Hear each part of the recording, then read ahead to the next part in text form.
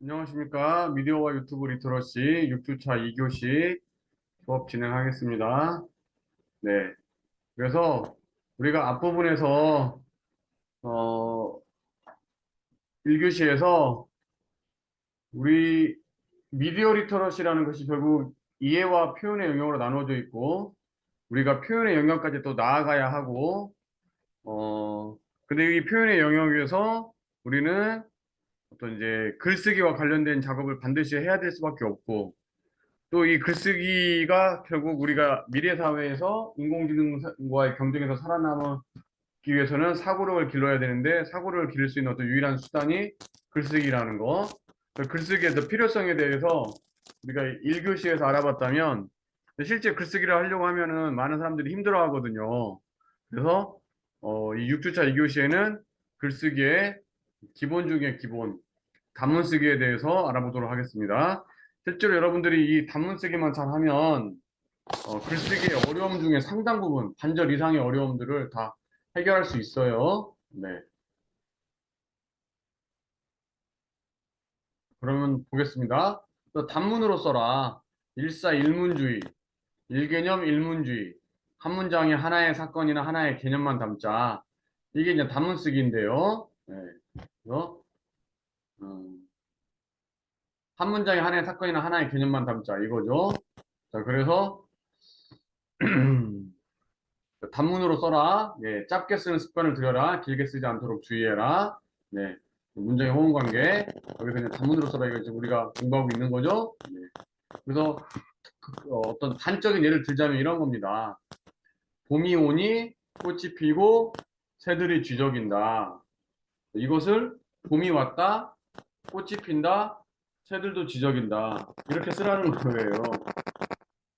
2번, 아침에 늦게 일어나 허겁지겁 세수를 하고 아침밥을 재빨리 먹어 치우고 학교로 내달렸으나 나는 결국 지각을 했다. 이렇게 긴 문장을 아침에 늦게 일어났다. 허겁지겁 세수를 했다.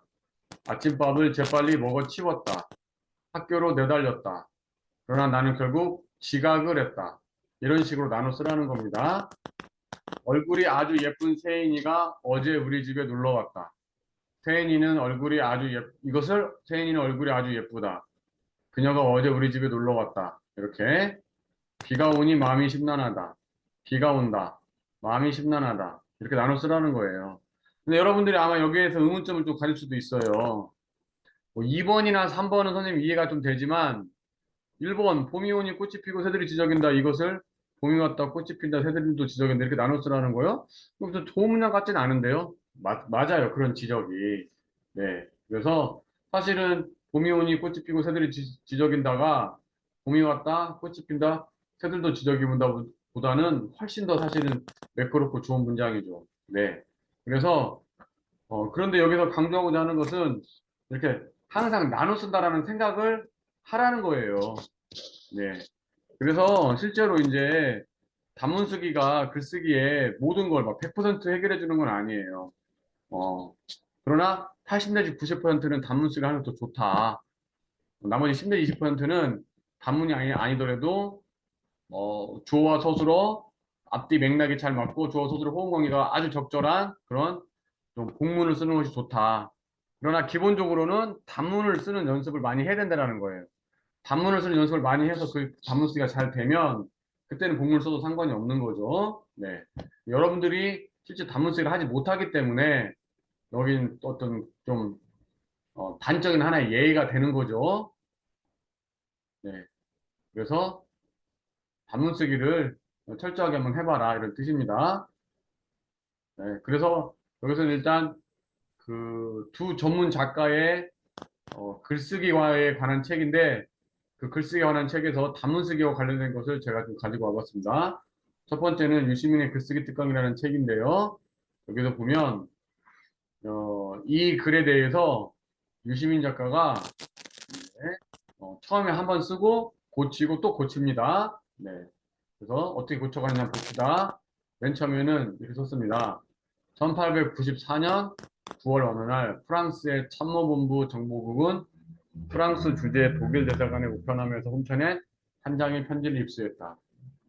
그 편지의 수취인은 독일 대사관 무관인 슈바르츠 코펜이었고 발신인은 익명이었으며 내용물은 프랑스 육군 기밀문서의 명세서였다. 익명이었으며 하면서도 문장 이어치고 있는 거죠. 스파이 활동의 거점인 독일 대사관을 감시하고 배반자를 색출하느라 골머리를 앓고 있던 참모본부는 명세서를 작성한 사람이 참모본부 내에 있는 자이거나 최소한 그런 자와 가까운 연관을 가진 인물이라는 심증을 붙이고 수사를 시작했다. 자, 마지막 세 번째 문장은 좀 길게 썼죠? 초판글은 이렇게 썼는데 유시민 작가가 이거 뭔가 좋지 않은 문장이야. 내가 좀 단문 쓰기를 해야 될 것 같아 라고 해서 이제 고칩니다. 한번 고칩니다. 어떻게 고치냐? 1894년 어느 날 프랑스 육군 참모본부 정보국 요원이 프랑스 주재 독일 대사관을 우편하면서 편지 한 장 훔쳐냈다. 독일 대사관 무관 슈바르츠 코펜 앞으로 가는 봉투 안에는 프랑스 육군 기밀 문서의 내용을 자세히 적은 명세서가 들어있었고 보낸 사람은 누구인지 알 수 없었다. 그러잖아도 프랑스 군사 정보를 독일에 팔아먹는 스파이를 찾아내느라 골머리를 썩이고 있던 참모본부는 이 명세서를 작성한 사람이 참모본부 안에서 일하고 있거나 적어도 그 가까이 있는 인물이라고 단정하고 조사를 벌였다. 근데 이제 이것도 별로 마음에 들지 않아서 마지막으로 사건은 1894년 9월에 일어났다. 이렇게 하니까 처음에 딱 끝나는 거죠. 사건은 1894년 9월에 일어났다. 프랑스 육군 참모본부 정보국 요원이 프랑스 주재 독일 대사관 우편함에서 편지 봉투 하나를 훔쳤다. 독일 대사관 무관 슈바르츠 코펜에게 보낸 것이었고 발신인은 알 수가 없었다. 거기에는 프랑스 육군 기밀문서의 내용을 적은 명세서가 들어 있었다.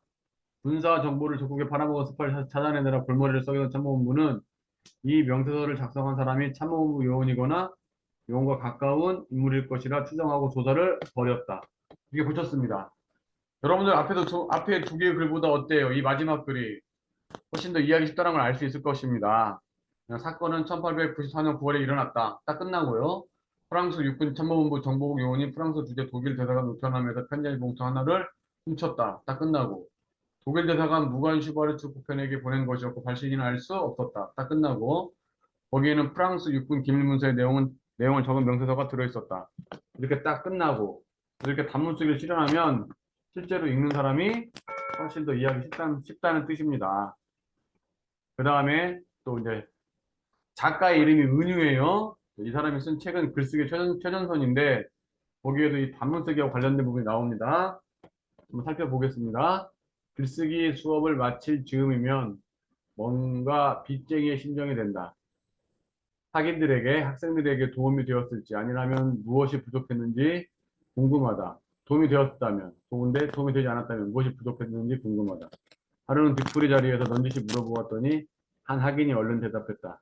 무엇이 도움이 되었습니까? 하고 물어봤다는 거죠. 그 사람이 끊어치기요 라고 말을 했다라는 거예요. 끊어치기가 업무에도 도움이 된다면서 네, 끊어치기가 업무에도 도움이 되더라고요. 단문 쓰기가 업무에도 도움이 되더라고요. 이렇게 말을 했다는 거죠. 끊어치기가 업무에도 도움이 된다며 하는 말이 같이 일하는 동료가 공문을 작성했는데 문장이 길게 늘어져 내용이 제대로 전달되지 않았단다. 그래서 그래 내가 요즘 글쓰기 배우고 있는데 거기서 단문 쓰기를 강조하더라고. 한번 단문으로 써봐. 끊어봐봐. 끊어쳐봐. 끊어쳐서 다시 써보라고 충고했더니 한결 낫더라는 것이다. 끊어쳐라. 단문을 써라. 네, 간결한 문장을 써라. 한 문장에 한 가지 사실만 담아라. 일문일사. 앞에서 한번 살펴봤죠? 네. 한 문장에 한 가지 사실만 담아라. 일문일사. 거의 같은 의미. 다른 표현이다. 글쓰기 수업 첫날부터 과제 합평 때마다 수시로 강조했더니 각인이 된 모양이다. 내 알물 남과 나눌 정도가 되었으니 말이다. 네. 그래서 이렇게 이제 썼는데, 이제 수업 첫날부터 과제 합평회 때마다 수시로 강조했다라는 것은, 학생들이 단문 쓰기를 잘 했으면 처음에 초장에만 좀 강조하고 그 후에는 강조를 안 했겠죠. 근데 강조를 해도 학생들이 머릿속으로 알고 있어도 기존의 습관대로 단문 쓰기를 못해요. 계속 문장을 길게 써요. 그러니까 쓰기를 점검할 때마다 이런 말을 할 수밖에 없는 거예요. 실제로 이 단문 쓰기를 하면은 이 사람이 회사에서 겪은 얘기를 하고 있잖아요. 한 학인이. 그런 것처럼 사실은 한결 낫습니다. 네. 여러분들도 글을 쓸 때 단문 쓰기를 하면은 훨씬 낫다라는 거. 지금 제가 지금 수업을 하고 있는 내용이죠. 네. 그리고 제가 여기에는 이제 스캔을 뜨지 않았지만, 이제 은유 작가도 단문 쓰기를 하면은 여러 가지 좋은 점이 있는데 그 중에 하나가 이제 주어와 소수로의 호응 관계가 문장이 길 때는 어긋나는 경우가 많아요. 문장이 이렇게 단문으로 쓸 때는 주어와 서술의 호응 관계가 거의 적절하게 이루어진다. 네. 적절하게 이루어지지 않는 경우는 좀 없다는 뜻이죠. 그래서 실제로 이 책에서 인용하고 있는 부분이 있습니다. 네. 네. 고 김학순 할머니의 증언 이후 일본 대사관 앞에서 이루어지는 수요 집회가 이미 1992년 1월에 시작되어 오늘에 이르고 있다는 것 역시 모르고 있었음을 반성하며 23년이 넘는 시간을 매주 수요일에 거리에 나와 여전히 증언하고 비판하는 오늘에도 100년 전과 다르지 않은 국내 정서와 더불어 여전히 해결되지 않고 사과하지 않는 위안부 할머니들의 문제에 안타깝고 몸둘 바를 모르겠다. 자, 어떤 사람이 이제 쓴 건데 6줄이 하나의 문장인 거죠. 너무 깁니다. 네. 고 김학순 할머니가 위안부 최초로 증언했다. 1992년 1월부터 일본 대사관 앞 수요 집회가 열리고 있다. 이게 딱 끊는 거죠. 네, 김학순 할머니가 위안부 최초로 증언했다. 뜻 끊고. 92년 1월부터 일본 대사관 앞 수요 집회가 열리고 있다. 딱 끊고. 그 사실을 모르고 있었음을 나는 반성한다. 딱 끊고. 23년간 매주 수요 집회가 열려도 100년 전과 국제 정세는 다르지 않다. 딱 끊고. 위안부 문제는 여전히 해결되지 않고 있다. 이 사실이 안타깝고 못늘 바를 모르겠다. 이렇게 여러분도 보시면 아시겠지만 위의 문장보다 아래 문장이 훨씬 더 이해하기 쉽다는 걸 알 수 있을 것입니다. 네.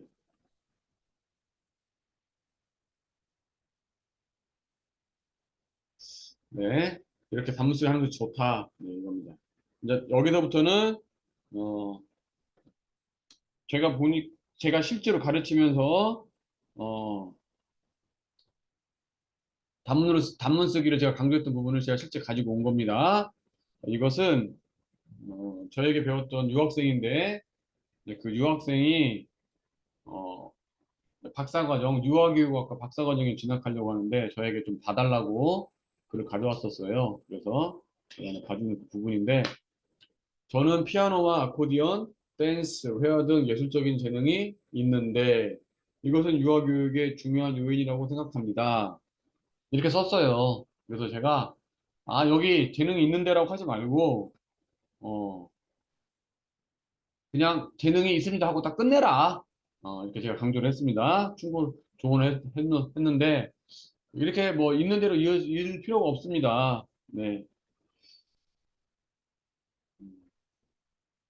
재능이 있습니다. 이것은 유아교육의 중요한 요인이라고 생각합니다. 이렇게 쓰면 훨씬 더 좋습니다. 네.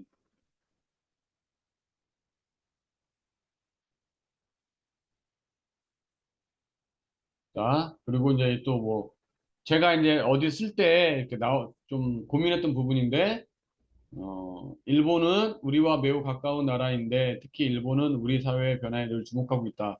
라고 맨 처음에 제가 썼어요. 근데 이거 이제 검토하는 과정에서 제가 이거 단문쓰기를 해야겠다. 일본은 우리와 매우 가까운 나라이다 하고 딱 끊으면 좋아요. 나라이다. 특히 일본은 우리 사회의 변화에 늘 주목하고 있다. 네, 이렇게 쓰면 더 좋다. 네. 음, 음. 두 번째. 이 제도에 대하여 프랑스식 바칼로레아를 흉내낸 것에 불과하다는 평가도 있지만 간과할 수 없는 중요한 점은 일본이 교육혁명을 단행했다는 그 자체이다. 이렇게 이제 세 줄인데 하나의 문장으로 되어 있죠. 이것을 제가 일부 교육평론가들은 이 제도에 대하여 프랑스식 바칼로레아를 흉내낸 것에 불과하다고 평가하고 있다. 이렇게 한번 다 끊어줬죠. 일부 교육평론가들은 이 제도에 대하여 프랑스식 바칼로레아를 흉내낸 것에 불과하다고 평가하고 있다. 하지만 여기에서 간과해서는 안 되는 점은 일본이 교육혁명을 단행했다는 그 자체이다. 자, 이렇게 네, 두 개의 문장으로 딱 쓰는 것이 훨씬 더 좋다 생각합니다. 네.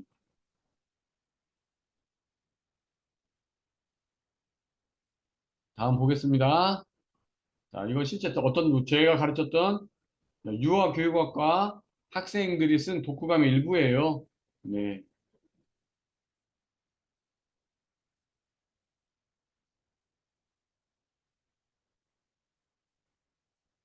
자, 아무런 잘못을 하지 않았음에도 영화는 좋아하는 친구와 즐겁게 놀 수도 없고 어른들의 눈치를 봐야 하며 급기야 옮겨온 어린이집에서 또 다른 곳으로 옮기게 될 처지에 놓여 있게 되었습니다.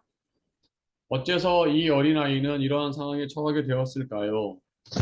아무런 잘못을 하지, 이것을 이제 이런 것들을 이제 지금 세 줄인데 이 하나의 문장인 거죠? 네. 이것을 제가 이제 고쳐본 겁니다. 네. 그래서 아무런 잘못을 하지 않았음에도 영화는 좋아하는 친구와 놀 수 없고 어른들의 눈치를 봐야 한다. 이렇게 다 봐야 하며 계속 이어나가잖아요. 그럴 필요가 없어요. 봐야 한다. 이렇게 급기야 옮겨온 지 얼마 안 된 어린이집에서 또다시 다른 곳으로 옮겨가는 처지에 놓이게 된다. 이렇게 네, 쓰는 것이 훨씬 좋다라는 거죠. 이 책을 읽으면서 반복적으로 나온 부분이 있다면 아이가 어린이집 선생님께 올바르지 않은 언어를 이야기하면 그 부분에 대해 교사는 참지 못하고 아이의 뺨을 때리는데 아이는 의자와 함께 넘어지게 되고 그 장면이 CCTV에 담기게 되면 교사는 그 자리에서 바로 교사직을 포기한다는 장면이 반복적으로 나오는 것 같다. 이런 식으로 실제 이렇게 쓴 거예요, 학생이. 이렇게 썼죠? 단문 쓰기 하면 어떻게 됩니까? 반복적으로 나오는 장면이 있다. 아이가 반복적으로 나오는 장면이 있다. 이렇게 딱 끝나면 좋아요. 아이가 어린이집 선생님께 올바르지 않은 언어로 이야기하면 그것에 대해 교사는 참지 못하고 아이의 뺨을 때린다 하고 딱 끝나죠. 뺨을 맞은 아이는 의자와 함께 넘어진다 하고 딱 끝나고요. 이러한 장면이 CCTV에 담기게 되고 교사는 그 자리에 바로 교사직을 포기한다. 이렇게 하면 괜찮습니다. 네. 아, 실제로 또 어떤 학생이 쓴 거예요.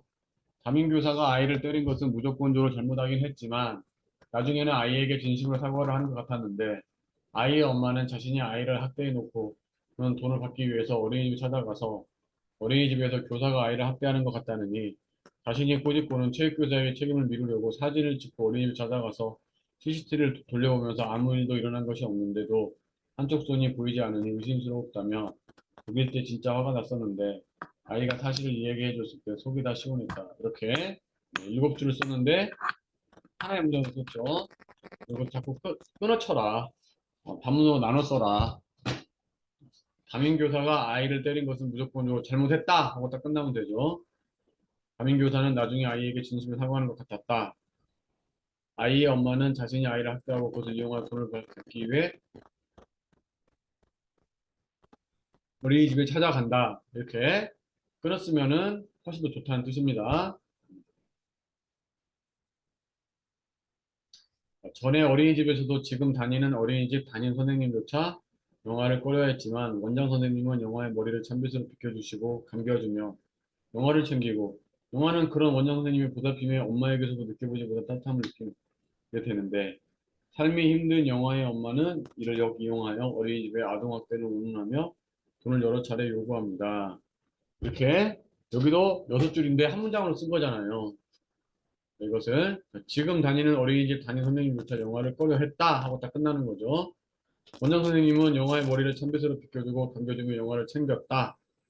영화는 그런 원장 선생님의 보살핌에 엄마에게서도 느끼고 따뜻함을 느끼게 된다. 삶이 힘든 영화의 엄마는 이를 역이용하여 어린이집의 아동학대를 운운하며 돈을 여러 차례 요구한다. 이렇게 네, 풀었으면 좋습니다.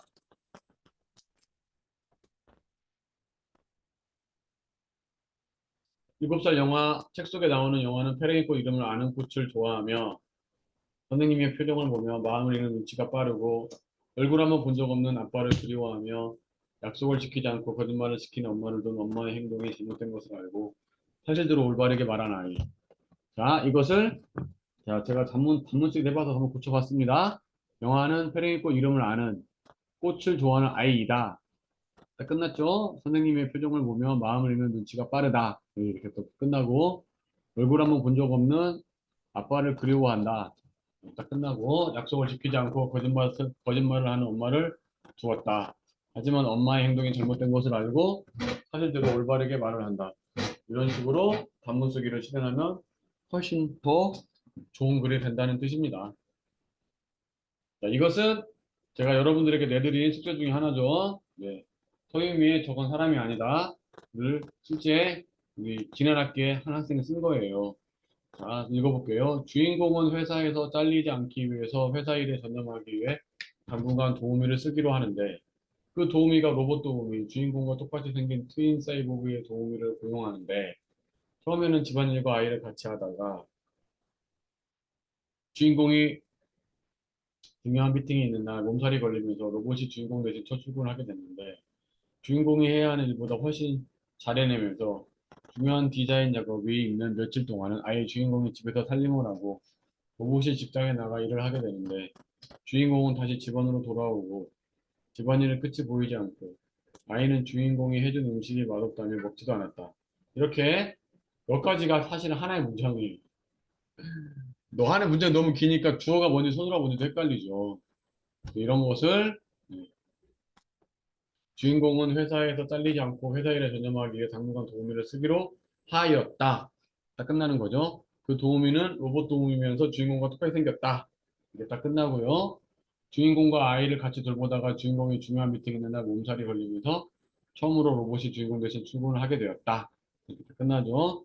로봇 도우미는 주인공보다 일을 훨씬 잘 해내었다. 이거 딱 끝나면 돼요. 또 그렇게 되자 주인공 중요한 디자인 작업이 있는 며칠 동안은 아예 주인공이 집에서 살림을 하고 로봇이 직장에 나가 일을 하였다. 이렇게 주인공은 집에서 집안일을 하는데 집안일은 끝이 보이지 않았다. 아이는 주인공의 음식이 맛없다면 먹지도 않았다. 이렇게 우리가 끊었으면 단문 쓰기를 실현하면 훨씬 더 이해하기 쉬운 글이 된다는 뜻입니다. 원장님은 누구에게 말하지도 않고 샴푸를 건네주며 머리를 감으라고 했다. 원장님은 누구에게 말하지 않고 누구에게 영아에게라는 적절한 문장 성분을 뺐을 경우에 좀 이해가 약간 부자연스러울 수도 있다. 그럴 때는 생략된 문장 성분을 넣어주면 좀 더 문장이 자연스럽다. 이런 뜻이겠습니다.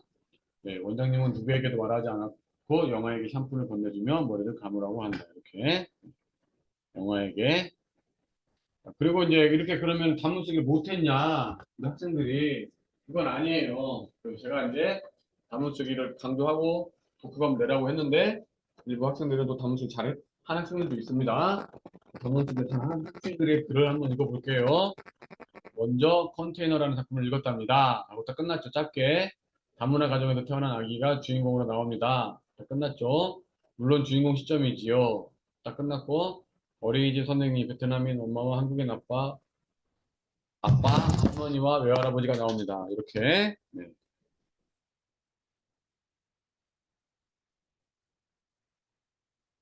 자, 또 미나는 사람이 아니라 반려견 진돗개였습니다. 하고 딱 끝났죠. 네.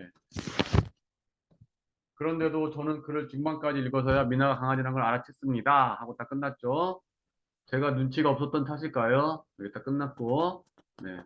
저는 가족에 관해 말하고 싶습니다. 다 끝났고, 가족의 형태는 다양합니다. 다 끝났고, 그래서 본 가족처럼 꼭 같은 형태가 아니더라도 말을 거치지 않고 눈빛만으로 통하는 그런 사이.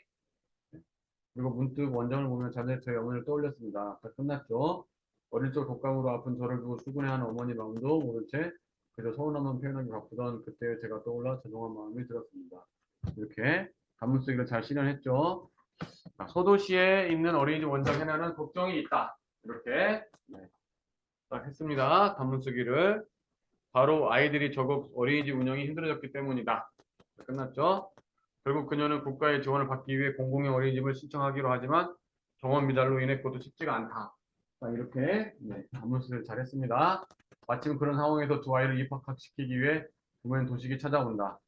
그는 자신들의 경제 상황을 핑계로 큰 아이만 등록하겠다 말한다. 이렇게 단문수를 아주 잘했습니다. 네. 그래서 이제 문장의 군더더기를 없애고 불필요한 부분을 빼고 특히 이제 너무란 단어를 너무 많이 써요. 네, 저도 말했죠. 이제 금방 너무란 단어를 너무 많이 쓴다. 너무란 단어를 매우 많이 써요.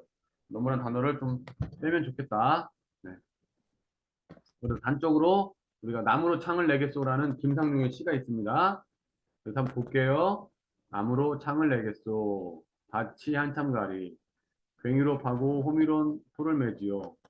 구름이 꼬인다 갈리 있어. 새 노래는 궁으로 들으라오. 강냉이가 있걸랑 함께 와 자셔도 독소. 그 뒤에 한 년이 더 있거든요. 어떻게 썼을까요? 네. 외사녀고 묶어들랑 그냥 웃지요. 이런 경우가 있고 외사녀건 그냥 웃지요. 그다음에 외사녀건 웃지요. 이렇게. 네. 여러분 어떻게 썼을 것 같아요? 근데 실제로 제가 이거 대면 수업에서 학생들에게 실제 질문을 던져보잖아요. 그러면 학생들이 거의 답을 첫 번째나 두 번째 걸로 합니다. 왜 사느냐고 묻거들랑 그냥 웃지요. 이거라거나 왜 사냐고 그냥 웃지요. 근데 실제 글은 어떻게 되어 있어요? 우리 지금 단문 쓰기를 배우고 있잖아요. 불필요한 부분은 빼라는 거죠. 아주 담백하게 가라. 그래서 실제로는 왜 사냐건 웃지요 이렇게 되어 있습니다. 왜 사냐건 웃지요. 네. 이렇게 해도 충분히 의미가 더 전달되고 더 담백하다라는 겁니다. 네. 이건 이제 실제 우리 현재 아주 각광받고 있는 주목받고 있는 우리 최은영이라는 소설가가 쓴 단편 소설의 맨 첫 부분을 제가 가지고 왔습니다. 이렇게 소설가들도 실제 단문 쓰기를 많이 활용하고 있다. 한번 읽어볼게요. 1995년 1월 우리는 다시 독일로 돌아왔다. 네, 이렇게 딱 단문으로 딱 끝나는 거예요. 짧게. 실제 소설가들이 긴 문장을 쓰는 것 같지만 그렇지 않다라는 거예요. 이게 이 소설의 첫 부분이에요. 이 단편 소설의 첫 부분인데 이렇게 딱 단문으로 써서 시작했습니다. 92년에서 93년까지 베를린에서 살다 한국으로 돌아온 지 겨우 1, 2년이 지나서였다. 자, 끝났죠, 단문으로. 우리가 도착한 곳은 플라우엔이라고 불리는 5년 전까지만 해도 동독적이었던 작은 도시였다. 이렇게 하고 딱 끝납니다. 버려진 건물들, 황량한 공원, 술 냄새를 풍기며 전차 정류장 앞에 있던 정장에 앉아있던 남자들. 그곳은 내가 알던 독일의 모습과 거리가 멀었다. 네. 호 아저씨의 저녁 초대를 받은 날, 엄마는 평소에 입지 않던 예쁜 투피스를 꺼내 다려입고 화사하게 화장했다. 말꼬리 마냥 껑충 묶은 내 머리를 풀어 짱짱한 디스크 머리로 닦고 결혼식 때 입는 검은색 꼬분대 원피스를 입게 했다. 2살째 동생에도 새 옷을 입혔다. 오랜만에 화장을 한 엄마의 모습이 어린 내 눈에는 꽤나 예뻐 보였다. 엄마는 건물 유리창을 몇 번이나 보며 자기 모습을 점검했다. 이런 식으로 단문쓰기를 지금 하고 있죠. 도안의 글을 보면은 이모는 동이 틀 무렵 엄마의 곁을 찾아왔다. 이건 또 다른 소설이에요. 또 다른 소설. 또 다른 소설 이것도 첫 부분이에요. 네, 첫 부분. 아직은 어두운 시간이었지만 엄마는 그 어둠 속에서도 이모 얼굴을 금방 알아볼 수 있었다. 이렇게 단문쓰기를 실현하고 있습니다. 이모는 15살 때의 모습 그대로였다. 하나로 묶은 긴 머리, 봄은 뿔테 안경, 손수 지은 물방울 무늬 여름 원피스 차림의 이모. 이모는 무덤덤한 얼굴로 인공관절 삽입 수술한 엄마의 오른쪽 무릎에 손을 얹었다. 엄마가 이모를 바라보자 이모는 한번 웃어 보이고는 입을 열었다. 이렇게 단문쓰기 일문일사를 실현하고 있습니다. 이렇게 일문일사 단문쓰기를 실현했을 때 훨씬 더 좋은 문장이 된다는 뜻입니다. 이렇게 해서 단문쓰기를 알아봤습니다. 여러분이 실제 글쓰기 할 때 단문쓰기를 실현해보면 글쓰기가 그렇게 어렵지 않다는 걸 여러분들이 알 수 있을 거예요. 자, 그럼 6주차 2교시는 단문쓰기를 알아봤습니다. 여기서 마치겠습니다.